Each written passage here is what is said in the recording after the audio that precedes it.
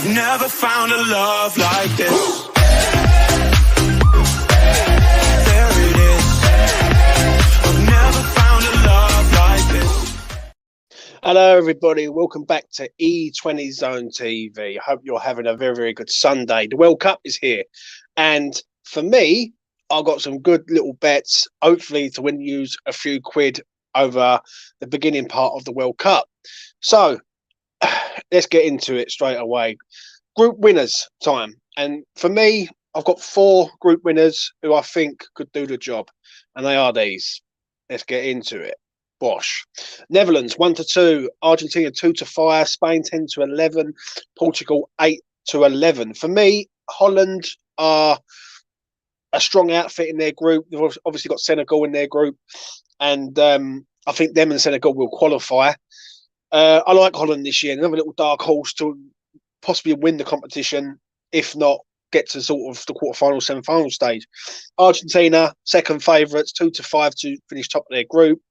They've got Saudi Arabia in their group. And for me, yeah, I look at Argentina. I think Argentina can do the job. Spain got a tough group. It's a toss of a coin between them and Germany. I will say that. But I will say this. I think Spain, if they turn up, they could deal with the heat and they can get out of their group quite comfortably, in my opinion. Moving on to Portugal, who are, for me, are the most underrated side in the competition for me. I look at their team, and they've got Man City players in there. They've got some top international players in their side. And I look at Portugal, and 8-11 for them to possibly win the group is excellent, in my opinion. Really, really is good. So that is my treble, them 4 to win the group only. I'm going to move on to qualify from the group. Or quality from the group, basically. USA, even money. Portugal, 10-11. Serbia, even money. And outside chance, Canada at 11-4. Well, where do I start on this? Right, let's start off with USA. For me, I look at USA, and I think USA and Wales are similar in standard, but I just think USA just edge it in the midfield area for me. Don't get me wrong, I would like to see England and Wales get out of the group, but I just don't see how Wales get out of the group, in my opinion. They start off against the USA, and I feel the USA are a decent side, and they've got some good players, good match winners in their side. Do you know what I'm saying? Up front, not so good, I will say that, but they can sort of rotate with Pulisic up front and a few others. But midfield, I think they're excellent. Aronson, Adams, Rayner, they've got a decent little outfit. So I do think USA will qualify from their group, and even money, I think it's a great bet. I really do. Moving on to Poland. Now, Poland are in a group with Mexico, and I'm not too sure who the other one is. I think it's Argentina. Yeah. I like this bet. Simple fact of the matter is I look at Mexico's team, and their team is light, to say the least. Like massively light, massively just nothing, really. Do you know what I'm saying? So, for me, I look at it like this. I look at Poland, and I think Poland at 10-11 to get out the group against a Mexico side who are not the Mexico side of old is really for me. So, Poland is the bet for me on that to qualify from the group. Next up, Serbia. Now, for me, Serbia, I think this is the better of the sort of group stages for me. I look at their group, I look at them, I look at Switzerland, and it's a toss of a coin between the two of them. But I just look at Serbia's team, and I go, right, Serbia have got a good side with good strikers in their ranks, whereas I look at Switzerland's team, and they really haven't. Do you know what I'm saying? But Switzerland have done it on the major stage before, I will say that. So it's going to be an interesting one to see how that sort of plans out. But for me, I'm going with Serbia all day long. All day long. Finally, Canada. Now, the first 3 would be a great little treble. But if you want to go and be brave, bung Canada in to boost the odds up. For me, I do like Canada. I do like Canada. Jonathan David, Alphonso Davis. They've got some tidy players in there. Some of these players that you probably won't even know, but they are good all around Europe. So for me, I do think Canada could be an outside shot to possibly qualify, but it's a long shot, right? A long shot. But with Jonathan David in their ranks, Alphonso Davies, and a few others, I think if they are on it, they could spring a surprise. So for me, I would go with the treble: USA, Poland, and Serbia. But if you want to be brave, Canada would be the one for me. Moving on to the Golden Boot time, and we have got, I found these three little gems: Vinicius Junior, Romelu Lukaku, Kylian Mbappe. Now, let's start off with Mbappe. France. Now, France will go deep into the competition, I believe. Midfield is light, but I do think their strike force is very, very good. Obviously, they've just lost Benzema, and he's not there now. So it's all going to be relying on Mbappe. Now, if France start off fast, he could score 2, 3, 4 goals in the group stages. Do you know what I'm saying? So I do like Mbappe at 8-1. I see him compared with Harry Kane. You know, no disrespect, but it's a toss of a coin with the pair of them. But I'm going with Mbappe. If he's in a French side that will give him good opportunities to score goals, and I do believe he will score goals. So at 8-1, he's not a bad shout. Moving on to Romelu Lukaku for Belgium. If he's fit, and when you've got Kevin De Bruyne in your side, he will put balls in to Lukaku to finish. Lukaku's always deadly in sort of international tournaments, and for me, at 20-1, I think he's a good bet. I really do think he's a very, very good bet.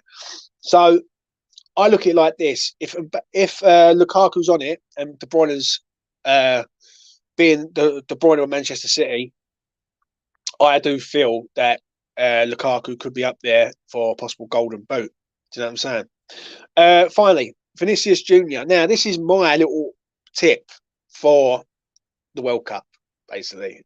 I do like this bet. It all depends whether or not he starts for Brazil. If he starts for Brazil, 28-1 is massively overpriced for a man who scores goals for Real Madrid, always a threat. Brazil are going to create a bundle of chances. So Vinicius Junior for me is probably the better of like the tournament for me. Everyone's going to say Neymar, but Neymar will play games, but he don't always necessarily score the goals, so to speak. So I do like Vinicius Junior in this one. I really do, and I think Vinicius Junior at 28-1 is a great bet, absolute great bet for me. Not go too mad, a couple of quid. And if you've got boost opportunities on different sites, boost it up with that. Now, to the World Cup winners. Let's go to this. Brazil, Argentina, France, England, Spain, Portugal, and Denmark. Right. Let's start off with Denmark, mate. Right. Denmark, 28-1. I look at this side, and they are massive dark horses to win this competition. Massive dark horses for me. I like Denmark. They got to a semi-final of the Euros, and they played very, very well to get to the semi-final. I think they're going under the radar, but I will say this: at 28-1, they're always valued to even get to a quarter-final, semi-final. I do believe. Sorry about this. I do believe that they will get to at least a quarters. I think they get to a quarter-final. I think they're a decent outfit, Denmark. Really do. So for 28-1, if you can find stage betting or stage of elimination, I'd back them and then sort of have a look to see if they can get knocked out in the quarters or the semis even. Do you know what I mean? So I do think if they get to a final, they've got a chance. Moving on to Portugal, the most underrated side for me in the competition. I look at Portugal's team, and they've got obviously Diaz, Cancelo, Fernandes. They've got the geezer from Milan who scores goals regularly for them. They've got some good players. Really, really good players. And I do like Portugal. 14-1. Can they win it? I think with the Ronaldo situation, it's been very, very toxic at the minute. Very, very bad in there. It all depends how they handle that. If they take Ronaldo out of the situation, then maybe they could do some damage in the tournament. So 14-1, always good value for me. Really is for a side who have won the Euros before, and if Ronaldo is on it, he might have a point to prove in that regard. Moving on to Spain. Now, Mick Alfie said it the other day. He turned around and said that he likes Spain. He thinks Spain could do the job. And for me, I like Spain. I really do. But there's inexperience for me with them that sort of plagues it with me. Do you know what I'm saying? So with Spain, I'm going to say they are good value at nines, but I wouldn't back them. I wouldn't back them. I don't think Spain will do anything really. I think they will get out of the group. I think they might get knocked out in sort of the quarter-final stage for me. Do you know what I'm saying?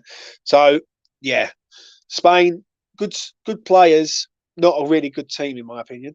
Let's move on to England. Right, it's going to be interesting. England at 7-1 for me is poor. The price is too low for me. Should be higher than that. If England were Spain's price, I think I might have some of it, if not higher than that. I've not seen anything of England over the last sort of 12 months to say, wow, England could go there and win this competition. Not one bit. So I feel England, if England start fast in the group, get out the group with ease, then I would be very tempted to have a look to see what price England are after that. Do you know what I'm saying? Can England win it? Anyone can win this in sort of regards of like talent, and England do have some talented players, but defensively, England are suspect. That's one thing with England. England would have to outscore teams to sort of win games for me. If England could sort their defence out and sort their system out, England got a chance. So 7-1, too low for me. If you can get a better price elsewhere, by all means do. I think if you can hit tens, then great, in my opinion. Finally, let's get to France. 7-1. I like France. I think France are serial winners of this competition multiple times. I feel that their midfield's been depleted with Pogba and Kante being out. Obviously, Benzema's a massive miss. He's obviously gone. So for me, I look at it like this: if France can sort their midfield out, they are massive contenders for this competition. I do like France. Always back France. They seem to always gel at the right time. And with Mbappe up front, Griezmann, even Olivier Giroud, who's scores goals for France. And with France, they've got a solid defence. I will say that. Saliba looks like he's just going to slot straight in there. I like France at sevens.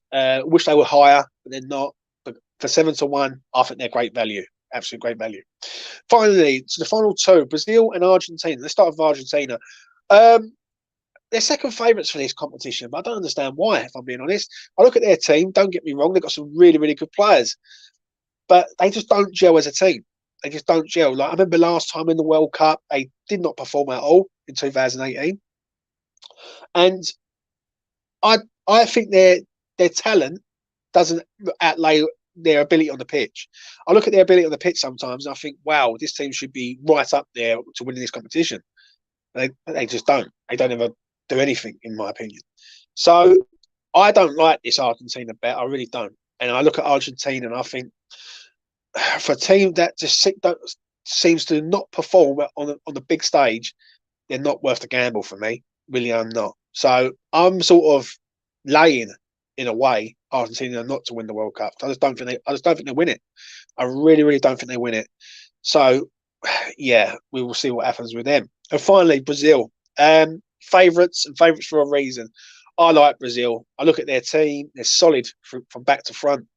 Got a great goalkeeper in Ederson, backup goalkeeper in Ederson. Obviously, their front line with Martinelli and Neymar and Vinicius Junior. Obviously, Paqueta is one of us. They've got a good team. They've got a very, very good team. And they've got a very well-balanced side. Brazil, they haven't won the competition for a while. They need to win this competition, really. I think it's going to suit them. The playing conditions, the heat, everything's going to go in their favour. It's all about the pressure with Brazil. If Brazil can handle the pressure of being the favourites, then I think Brazil are assuring to win this competition. Really do. You know what I mean? If it ain't them, I would go France, because I just think France are a strong outfit and some of their players that they have got could do the job and replace Pogba and Kante. So when I look at Brazil, I think Brazil are favourites for a reason. I think they're a good side. Would I back them? I would. I think they're an excellent outfit, and they've got talent all across and players who can come in and replace other players, like for like replacements of higher quality for me. Maybe the only suspect area is probably centre half, but even then they've still got some good players in there, like the Real Madrid centre half and obviously Thiago Silva. So yeah, for me, Brazil would be the one to win the competition. And finally, little bet for everyone: England to beat Iran, even money, max bet a tenner, William Hill.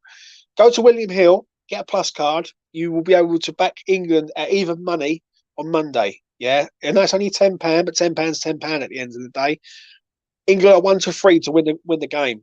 I think England beat Iran. I think England beat Iran 2-0. I think it's going to be sort of like score, like hold, and then score again, and then see the game out 2-0, in my opinion. But I do like that bet, and I think £10, £10 at the end of the day. So that's a little £10 free bet. And that is it. That is it from me for this sort of betting preview for the World Cup. We will be back. When will I be back? I'm back Monday, which is tomorrow, after full, straight after the game against Iran. Will England get the job done against Iran? Hopefully. I expect an England decent performance, though. I will say that. Then I will be sort of leading on with player ratings towards the middle of the week. And then coming up to the back end of the week, England versus USA, Friday at 7 o'clock UK time. It's going to be a good game. I'm really looking forward to that one. That game, we'll see if I'm right about USA. USA always seems to perform against England, in my opinion, and that just doesn't ever change, ever. So I will see you then. Anyway, enjoy the Sunday. Enjoy this first game of the World Cup, and I will see you again in the next one. Peace. There it is. I've never found a love like this.